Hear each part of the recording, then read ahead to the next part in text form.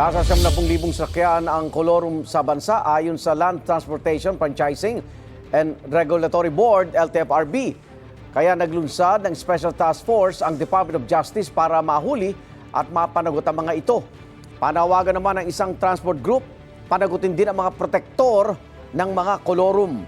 May unang balita si Sandra Aguinaldo. Dahil sa malalang problema raw sa mga sasakyang kolorum o walang prangkisa, naglunsad ng Special Task Force ang Department of Justice para labanan ito. Ayon kay Justice Acting Secretary Frederick Vida, nagtalaga ang DOJ ng mga prosecutor para tumutok sa case build-up laban sa mga kolorum at tumulong sa information campaign laban dito. Malaking bahagi raw kasi ng kita ng mga lehitimong pampasaherong sasakyan ang nawawala dahil sa mga kolorum. Meron nung injustice doon.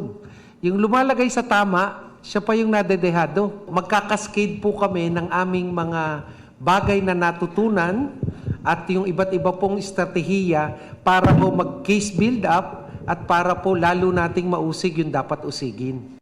Dumating din sa DOJ sina Transportation Secretary Giovanni Lopez at LTFRB Chairman Vigor Mendoza.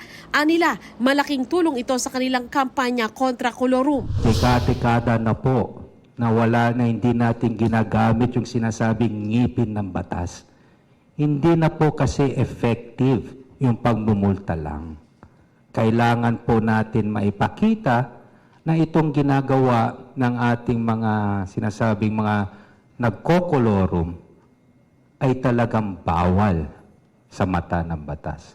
Up to 30% of their income ang tinatamaan ng kolorum operations. More or less, mga 30% na mga sasakyan sa daan ay kolorum. You're looking at somewhere the vicinity of 90,000 vehicles. Hirit ng isang miyembro ng transport sector, dapat papanagutin din ang mga protektor ng kolorum. Paano naman po yung mga patong mismong nasa gobyerno naglalagay po doon kaya dumadami at tumalakas ang loob ng mga nagkokolorum? Pagtitiyak ng DOJ at DOTR, Bigyan niyo ako ng workable and actionable intel. Tatrabahuhin ho ng NBI, tatrabahuhin ho natin dito sa DOJ. Baka may listahan ka na po ng mga nasa patong. Ibigay nyo na po sa akin. Yayariin na po natin. ito ang unang balita. Sandra Aguinaldo para sa GMA Integrated News. Igan, mauna ka sa mga balita, mag-subscribe na sa GMA Integrated News sa YouTube para sa iba't ibang ulat sa ating bansa.